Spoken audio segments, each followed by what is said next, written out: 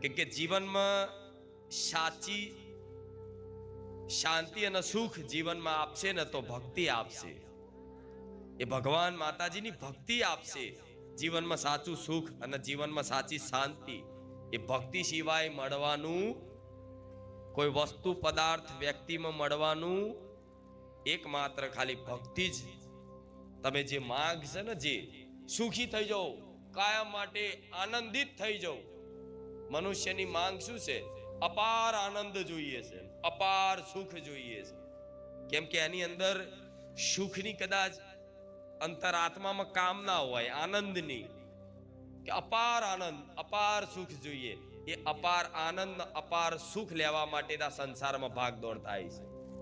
પણ સાચું સુખ ને સાચું આનંદ કોઈ જોડે રહેતો નથી. આ સંસારમાં જે વ્યક્તિઓ